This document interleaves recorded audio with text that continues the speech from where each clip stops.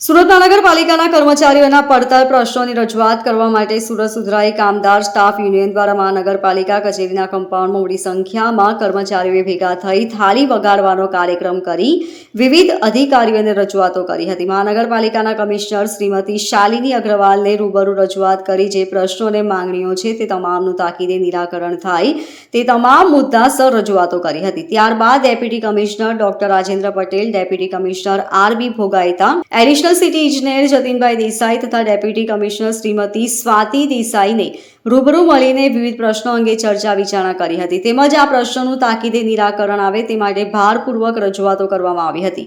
સુરત સુધરાઈ કામદાર સ્ટાફ મંડળના પ્રમુખ મોહમ્મદ ઇકબાલ શેખ, ઉપપ્રમુખ ભરત ઠાકુર, મહામંત્રી દેવેન્દ્ર પ્રજાપતિ, મંત્રી દિલીપ દેસાઈ, મંત્રી મનીષ કહાર, મંત્રી રવિ ઠક્કર, ખજાનચી શ્રી નિમેશ પ્રજાપતિ તેમજ કારોબારી સભ્ય સોએબ શેખ, ઝાકીરા બાનુ પઠાણ, જયપ્રકાશ વાઘેલા, સંજય પરમાર, સુદામા કોળી, મનહરસિંહ ઝાલા, શ્રીમતી રોશની મોદી, પાલજીભાઈ કાનપરિયા, મનોજ સોની, કૃષ્ણા પાટીલ, જ્યોતિ ચૌધરી તેમજ અન્ય સભ્યો ખૂબ મોટી સંખ્યામાં જોડાયા હતા.